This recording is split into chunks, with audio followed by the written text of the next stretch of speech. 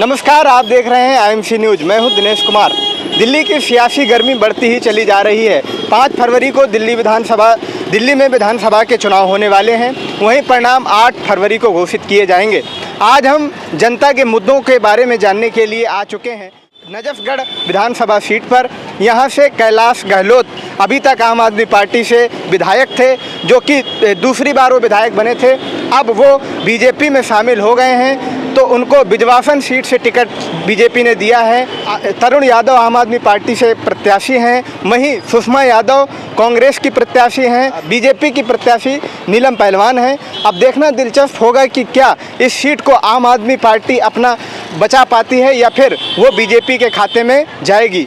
आज हम इसी को जानने के लिए आए हैं नजफगढ़ विधानसभा में। आइए लोगों से बात करते हैं। क्या नाम है सर आपका?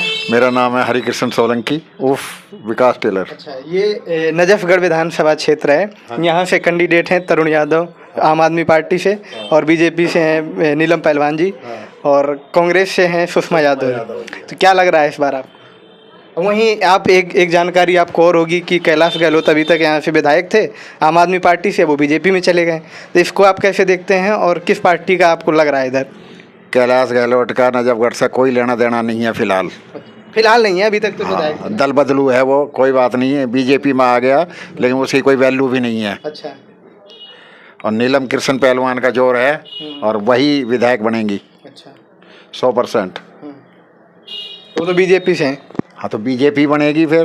तो बीजेपी में दल बदल के गए हैं वो, तो क्या कैलाश गहलोत जो कि गहलोत की गिनती कहाँ है? चले जान दे उसे, हमें क्या लेना देना है। अच्छा। हाँ, क्या मुद्दे हैं आपके वोट देने के?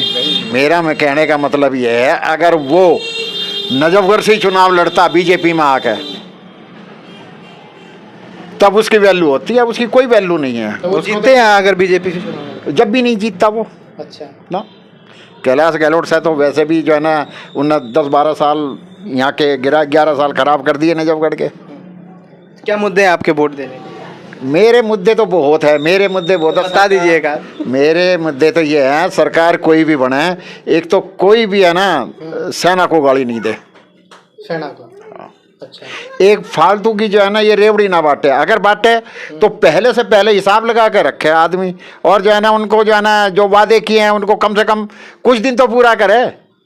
पंजाब सुन की बात कर रहे हैं, वो तो सभी पार्टियां बांट रही हैं। सभी पार्टियां बांट रही हैं क्योंकि राजनीति का सतर गिर गया है। अच्छा भाई, केजरीवाल ने अगर जो है ना पंजाब में महिलाओं को 1000 रुपये देने की बात की थी, तो वो 1000 रुपये साल भर तो दे कम से कम, या 1 महीना 2 महीना तो देता। अब यहाँ दिल्ली में 2100 रुपये की भी कोशिश कर रहा है, तो जब उसने पंजाब में ही ना दिए तो यहाँ क्यों देगा? रही बात जो है ना उसकी कांग्रेस की है, जब कांग्रेस ने जो है ना हिमाचल प्रदेश में ही कुछ ना किया, वहाँ सरकार जो है ना ये घिसट के चल रही है, कर्नाटक में घिसट के चल रही है, तो वो दिल्ली में कौन से जो है ना पहाड़ तोड़ लेगा कांग्रेस? हाँ। अच्छा, तो क्या रेवड़ियाँ फीकी पड़ रही हैं इस बार? रेवड़ियों से कोई मतलब नहीं है। मेरा तो कहने का बांटने का मतलब ये है, अगर रेवड़ियाँ जितनी भी है ना ये कोई भी नहीं दे सकता, इतना बजट ही नहीं है दिल्ली में। तो बीजेपी भी तो वही करना चाह रही है। बीजेपी भी नहीं देगी। ये तो एक उन्होंने जो है ना उनको देख के ये फेंक दिया है। अब यहाँ की जो है ना पब्लिक बिकाऊ है और ये जो है ना भूल जाती है। लेकिन इतना जरूर है कि बीजेपी कुछ दिन तो जरूर देगी, फिर बंद कर देगी। आप किसको समर्थित? मैं तो भाजपा को समर्थित हूँ। 100%, 100% बिल्कुल। हाँ, कांटे की टक्कर दिख रही है कि पूरा जीतती हुई दिख रही है? अरे पूरा जीतती हुई दिख रही है। आम आदमी पार्टी तो दूर दूर तक भी नहीं है। आखिरी सवाल मैं ये कह रहा हूँ, इतनी बदनाम हो चुकी है। कभी आम आदमी पार्टी का मुकाबला हम जब करते थे तो हम आसाम के असम गण परिषद की तरह करते थे, लेकिन उन्होंने 5 साल सरकार चलाई उन्होंने, लेकिन वैसे उनको सरकार चलानी आई भी नहीं ना, उनको आती भी नहीं थी। लेकिन कोई भी आदमी करप्शन के केस में, किसी और चीज़ के केस में या कहीं भी बदनाम नहीं हुआ। और ये जो है ना हर चीज़ में फंसे पड़े हैं ये तो आम आदमी पार्टी वाले। तो इस बार सरकार किसकी? सरकार बीजेपी की। जी अंकल, आपका नाम क्या है? मेरा नाम सियाराम गोयल है बेटा, समझे ना। हाँ, और जो काम पहले भरते जी ने किया था ना, उसके मुकाबले कोई पैदा नहीं हुआ करने वाला यहाँ पे। आम आदमी पार्टी ने कुछ नहीं किया, कुछ भी नहीं किया। मेरी एज 75 हो गई है, मैं 50 जब गया, आज तक मेरी पेंशन नहीं बनी है। क्या करेगी वो, समझे ना कहीं सड़कें हैं, आप देख रहे हो सड़कों की हालत क्या हो रही है ना पानी इतना गंदा आता है जिसको कोई हद नहीं है इसकी। तो वोट देंगे बीजेपी को, सीधी सी बात है। आम आदमी पार्टी कहती है कि स्कूलों की स्थिति में सुधार किया कुछ है। नहीं हुआ, सब झूठ बोलता। केजरीवाल जैसा झूठ बोलने वाला इंसान धरती पे पैदा नहीं हुआ। अच्छा, अब अच्छा चलो, तो कैलाश गहलोत जी के बारे में आप क्या समझते हैं? 10 साल वो आम आदमी पार्टी काम किया है उन्होंने, अब काम करेंगे और भी। अच्छा, उन्होंने काम किया है, वो भी तो आम आदमी पार्टी में थे। ये जब थे थोड़ा बहुत जो किया उन्होंने वो किया, अब सही है, अच्छा कर रहे हैं। अच्छा।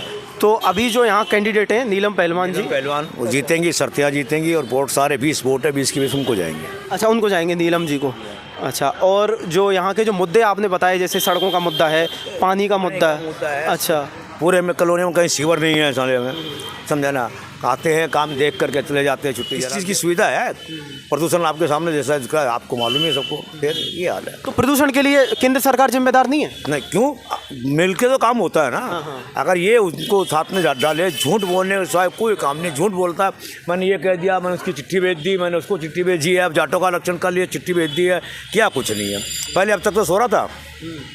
यमुना की सफाई क्या देख रहे हो क्या हो रही है, पानी में हाथ देने को जी नहीं करता। फिर क्या कुछ नहीं किया। हम तो बीजेपी के साथ ही है वैसे भी। हाँ, क्या करते हो आप? मैं तो कम नौकरी करता हूँ कंप्यूटर की क्या दुकान। मतलब क्या मुद्दे होते हैं आपके वोट देने के? मुद्दे क्या यार, एक तो साफ सफाई नहीं, कूड़ा सिर्फ इलेक्शन के टाइम पर नहीं, गाड़ी आती है तो आते ही नहीं है उसके शिक्षा, स्वास्थ्य और सड़क, ये मुद्दे नहीं है? अब शिक्षा स्वास्थ्य अब है तो सही, शिक्षा हमारी पूरी हो चुकी। आपके बच्चों की आएगी। बिल्कुल आएगी, लेकिन शिक्षा का वही है, जब नेता ही ऐसे निकलेंगे तो फिर शिक्षा करेंगे क्या वो लोग।